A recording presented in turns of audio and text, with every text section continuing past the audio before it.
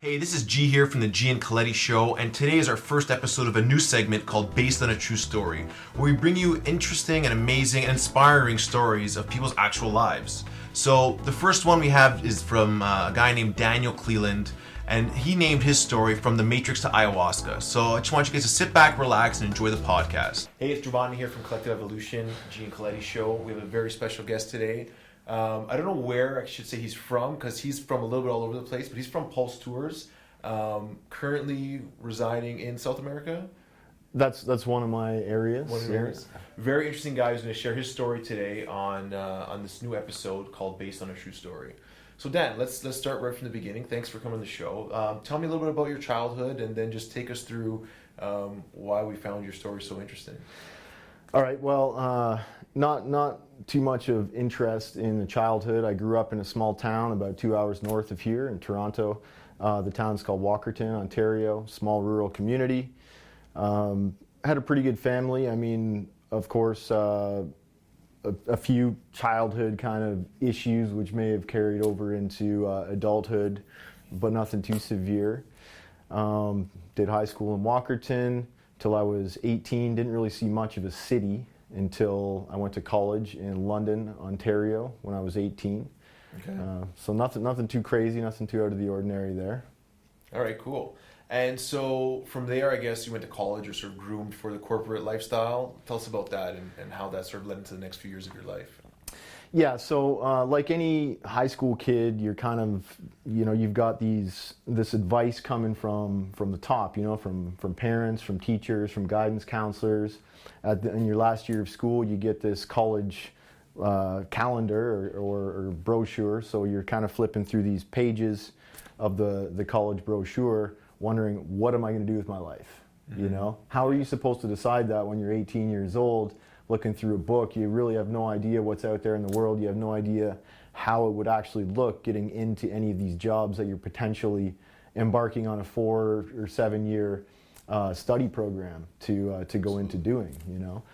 So at the time, my father was working at the nuclear power station in Tiverton, and he was in technology, and I knew that was kind of, at that time, I wanted to do something that appeased my superiors, my parents, and so I signed up for a computer programming course in college, which sounds like it gives you a lot of options. Computer programming. Computers are always a good thing, I guess, right? Yeah. Now that was back in 2000, and so the scene is a lot different now.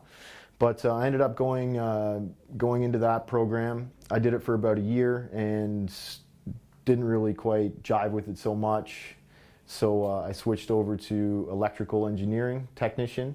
Did that for a year. Didn't quite jive with it so much. Did electronics.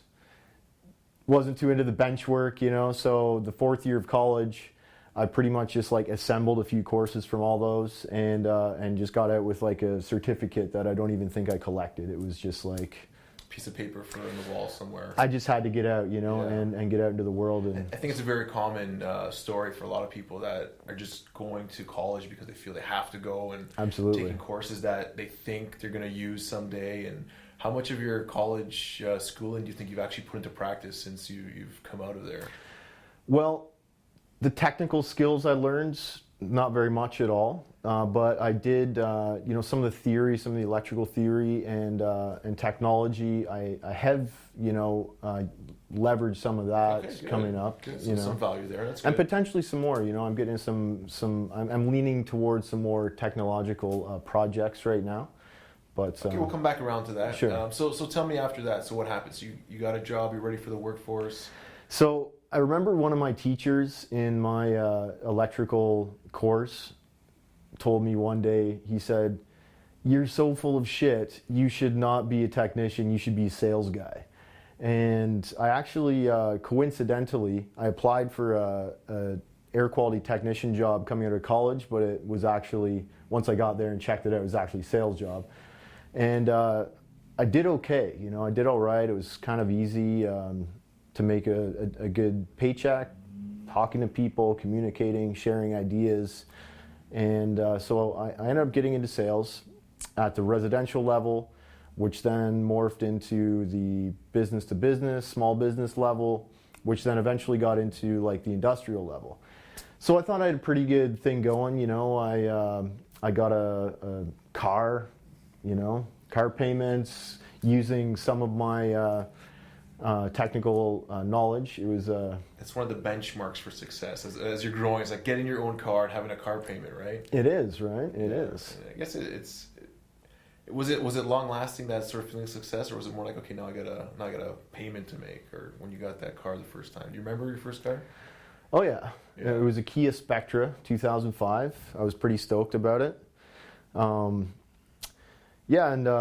continued on that kind of path, growing with the company, and there was just like something that was kind of intrinsically lacking in that. Like I found myself in the program, so to speak. I was working, I had my payments, I was paying rent, and I was kind of doing the 9-to-5 grind. And I couldn't help but thinking, like, is this all there is? Like, do I just do this until I make enough money to buy a house, and then get married and have kids and settle down? It's like, it just wasn't enough. And then I had a real issue with the 2-day weekends and like the 1 or 2 weeks a year of vacation. It was just kind of... What did that feel like? Like, how can you describe the feeling of that? Is there any way? Because I know a lot of people feeling that. Frustration. Yeah. Frustration, and just like, what is it? You just kind of question it. Like, is this right? It just, you kind of lose that enthusiasm for life, just waking up Monday mornings, like you hate the morning, you want to stay in bed, but you can't. You can turn the dial 20 years and be that same Monday morning waking up. She can be a little bit more grayer, a little more balder in my case. And then, more responsibilities. Just 20 years went by and you look back like, what happened? Just filled that same routine. Exactly. So how does one sort of go from that and make a change? I think that's what a lot of people, like, what happened in your case? I started traveling. You just picked up one day and took some time off work and... Well, it was actually, it was a long time coming. I kind of was just craving like a sense of adventure and challenge and just like breaking out of routine, novelty. And so back in 2006, I decided it's time to make a trip. And I had this pull towards Brazil. I don't know why, whether it was the beaches, the jungles, the hot ladies, something the good music. Brazil, It's just that like gritty, like, oh, Brazil, you know? Yeah. It just had everything I was looking for in an adventure. So I planned a trip for myself independently, a 6-week journey. It was over Christmas and New Year's, 2006, 2007. And, I actually, in the planning process, I really discovered that, like, I loved the actual, like, the lead up to the journey. It was researching, like planning, where am I going to go, looking at the different hostels and hotels and events and learning a bit of the new language and just dreaming and anticipating. And then I went on this 6-week trip, and it was like just everything I could have asked for and more. Yeah. So Brazil seems like a scary place to most people. There's a lot of bad press. Is it when you went, was there any fear going to an unknown place, or were you more of the adventure, like take it as it goes? No, it was still a bit dodgy, like at night, and there were still places you wanted to avoid. I saw like in Rio, I saw a dead guy laying on the middle of the street one day. And then, like later on, as I was traveling there in the subsequent years, I've heard gunshots go off in a crowd of people, and I was traveling with some people who got robbed with a knife point and stuff like that. So back then it was dangerous to an extent. I think now the crime rate's a little bit higher because the economy's so. I wouldn't necessarily recommend traveling to Brazil. There are places people can go to break free that's still adventurous and not so dangerous. Oh yeah, there's lots. Lots. South America is a great place. Maybe Colombia is a better place to go now than Brazil. Certainly not Venezuela. Peru's good. Cool. Ecuador. Okay, so you have this 6-week incredible journey, and then. So then I get back to Canada, back to my old job. I was living in Calgary, and it was the middle of January. So I come from this like beautiful, balmy, beachy paradise in Brazil, and I was like, my days were like running down Copacabana Beach, my board shorts, and And like they had these little workout areas along the beach, so you could run a couple 100 meters and then do your like bar dips and your push-ups and your sit-ups and then keep running. It was awesome. And the parties and everything. I was actually working as a bartender at this rooftop hostel bar, like making caipirinhas, and it was just awesome. And then I get back to Calgary in January, and I don't know if you've ever been to Calgary in January. It's cold. Yeah. They put block heaters up, outlets in the parking stalls so you can plug your car in so it doesn't freeze.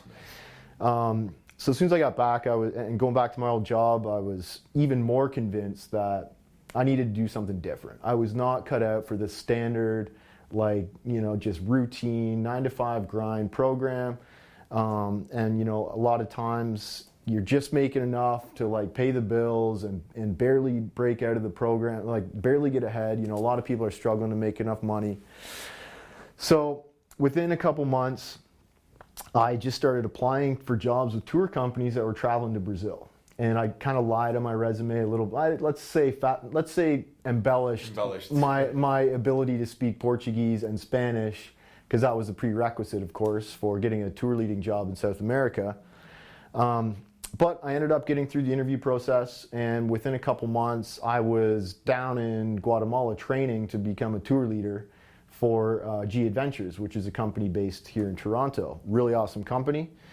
So my training, we went through Guatemala, Belize, Mexico, and then they passed me in the first round. I ended up doing a shadow trip in Costa Rica with another trainer, and then I was a tour leader. So the next year and a half of my life was me living out of a backpack, guiding groups of 15 people through Costa Rica, Panama, Venezuela, Brazil, Argentina. Saving any money, making any money? Or actually, the company,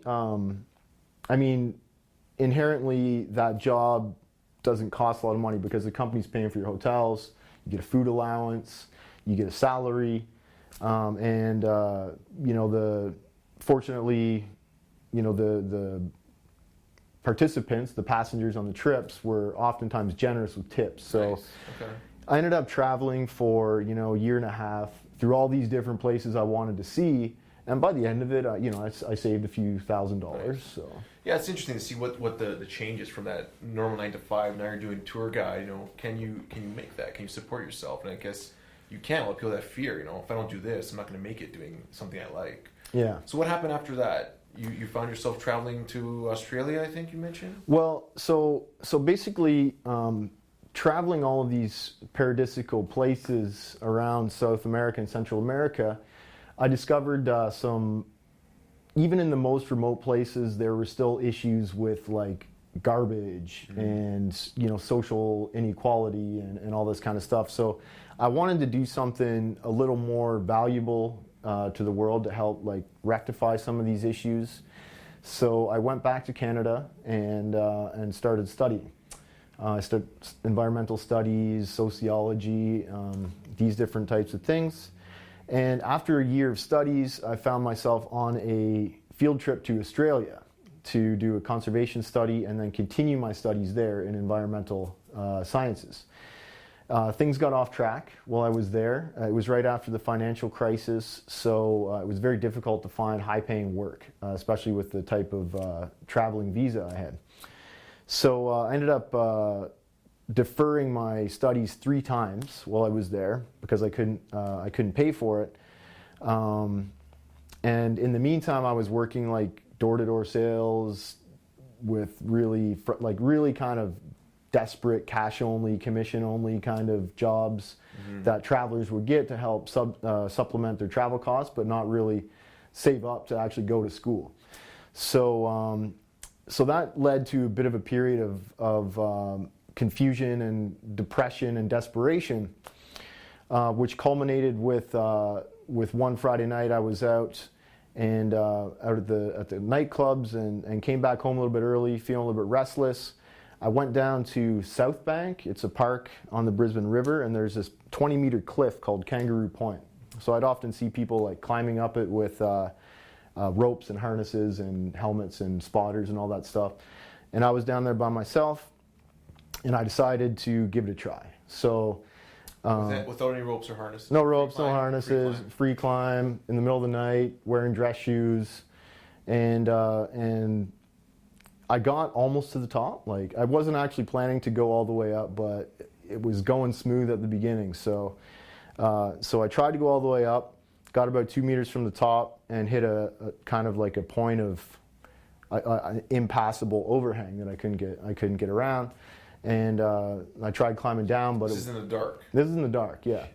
So going up was a little bit easier than trying to go back down, like with these pointy-toed dress shoes was challenging.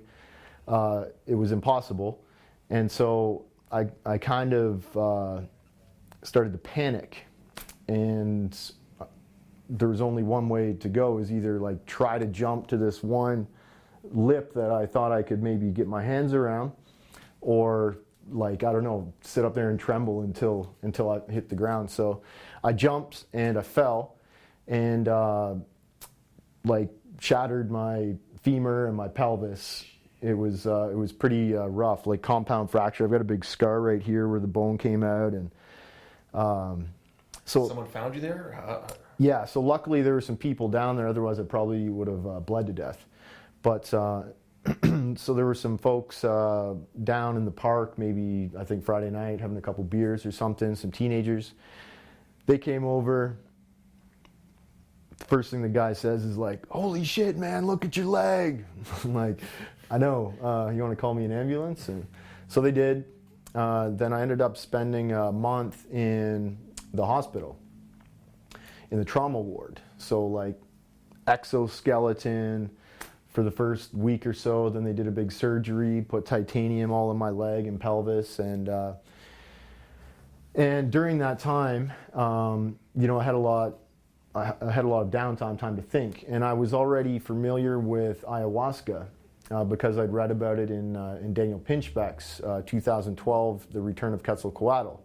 Plus, I was following Reality Sandwich at that point, and I thought that maybe ayahuasca could help kind of get me out of that rut. You're taking painkillers also? I was taking so many opiates, it was crazy. Like, it was almost like a dual purpose, because I needed the opiates for my pain because my whole body was shattered and cut up. But for me, it doubled as like, it was also pushing out my kind of depression and my dissatisfaction with my life circumstances at that point. So that kind of was a bit of a Band-Aid on a bullet wound, but it didn't help for long before it actually started making the problems worse. So, I mean, yeah, I had all this stuff going on. I kind of like, at one point I wrote in my journal that it felt like there were little balls of garbage just orbiting around my head, like negative thought programs or whatever. Just things that were like sabotaging my life. So, so yeah, I mean, I was aware of ayahuasca. I was afraid of ayahuasca. Back then, it was 6 years ago. And it was even like further beyond the mainstream awareness, you know? And when people talked about it, it was like this super intense, psychedelic, you confronted all your demons, and you know, I was afraid of what demons I had inside me. So, anyways, I decided that like I needed to do something. I needed that out. You know, I needed to try something. Otherwise, I was borderline suicidal. And so I decided, I mean, it took me a couple months to heal in Australia. I was on crutches for a while, and then I decided to quit Australia and go back to Canada. And on the way back, I went to Peru to find ayahuasca. So long story short, ayahuasca, even on my first ceremony, like I was lucky. Not everyone gets a huge hit in their first ceremony. But yeah, it just like went very deep on me. I purged like everything that was just in there. Yeah. It just unlocked the floodgates, and just I let everything out. I just came to terms with a lot of my own self-contempt. Like I thought, I felt like at that moment, everything was perfect in space and time. And the only way I could have gotten there was if all these other mistakes I'd made which were perceived mistakes, had led me to that point. Like climbing a cliff face and dress shoes in the middle of the night by yourself, It sounds almost crazy. Like, it sounds almost like, how could you possibly have even thought of that? But from a bigger picture, it was like, that's exactly what you needed to get you where you are today. Pretty much, yeah. I mean, like, I could have looked at that trip to Australia as a huge mistake, or looked at it as the turning point in Where would you have been if you didn't go there? Who knows, right? I mean, I probably would have continued my studies in Canada, finished the bachelor's degree, and then who knows where I would have gone. It turns out that actually that 3 years of life experience that I got in Australia, and plus the 2 years after that in different international scenarios, actually allowed me to get acceptance into a master's program, which I completed. So I kind of bypassed the bachelor's degree and just went straight to the master's by utilizing that life experience. So nice. I'm in the same place I would have been if I would have completed that bachelor's degree in time, but in space, probably not. Yeah. Yeah. So you have this crazy ayahuasca experience, life altering, I'm guessing. Absolutely. Shifts you in ways you couldn't even imagine. Yeah. So and then you have this, what happens after that? So basically, the first thing that happened was I wrote a very explicitly detailed account of my experience, and I sent it to every contact in my Hotmail contacts list. And that included like family members, like teachers, like whatever. Anybody who's ever known me got that letter. What was the response like? Fear. Like, especially for most of my family members just thought I'd gone off the deep end, like I was, down in the jungle doing drugs and like, had completely fallen off the wagon. My parents were concerned that what I was drinking was like poison or something like that. So I did get a little bit of negative backlash from that, but the point was very simple for me. It was, this is a very special medicine, and I think this can revolutionize people's lives like nothing else. And so it was my job to just get the awareness out there, and I wasn't afraid of being a little bit controversial, So I started talking about it a lot. Everyone in my network knew what I was getting into. I started posting research on my social media and stuff. And I started moving toward that path of ayahuasca. So within about 6 months after my first ceremony, I had accepted a volunteer writing job at a center in Peru for a month. So I did a month-long diet there, wrote about it on a blog, and it just helped deepen my understanding of the medicine and helped me promote it more and kind of get into writing about my experience and stuff like that. And in that month, I started getting ideas of how I could build a facility. Wasn't necessarily supposed to be just an ayahuasca center, more of like an intercultural integration center with ceremonies and kind of touristic activities and a little bit of education as well. But that ultimately was the formation of the Ayahuasca Adventure Center, which is the retreat center we now run down in Peru. So it just kind of cleared out my thinking, and I had all these different experiences, a little bit of technical, a little bit of business and sales, a little bit of tourism, and it just allowed me to bring all that together. And instead of picking one pigeonhole job, it was like, oh, I can like take all my skills and do something that I'm passionate about and that helps other people, and and break out of the program. So people who are stuck in the program now, how do you think they can find out? Because I think a lot of people are not sure. I don't know what I want to do. I don't know what I can do.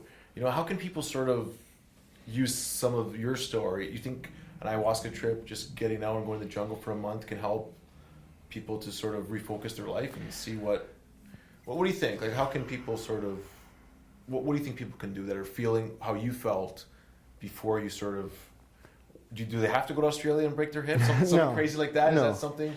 It depends what's holding them back. Yeah. Is it something personal? Is it something like energetic? Is it related to trauma from the past? Or are you trapped in bad relationships or cultural programming?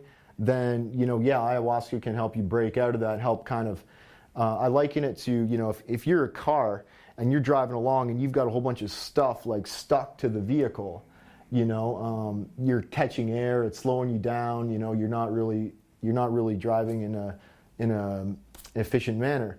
So ayahuasca can kind of help knock that stuff off. Clear that up for you. So you're like a bullet, But then there's also the cultural side of things. So if you're kind of stuck in the same place, same routine, following the footsteps of your forefathers who, really, our generations above us, they didn't really have the opportunity to kind of get out and see the world and have all the access to the world at their fingertips. So travel is a way that you can break out of your nation state culture, right? So you can kind of get out there and see the world, and even if you're not making a lot of money, that experience is invaluable.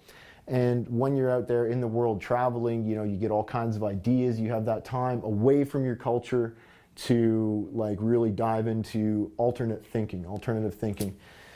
So that's one way to do it. And then more on the pragmatic side of things, there's billions of ways you can become an entrepreneur these days. You can start little companies for next to nothing. You can get out there, you can do things on the internet, you can find ways to make passive income. There are ways pragmatically to earn a living doing things other than the standard pigeonhole job that you get by searching on the Human Resources Department of Canada job website or like wherever, So there are options. Yeah. So you went on to write a book. You want to tell us a little about that? The book you wrote about some of your experiences. Tell us about that. Absolutely. We only have a couple minutes left, but tell us about your book and what you're doing now.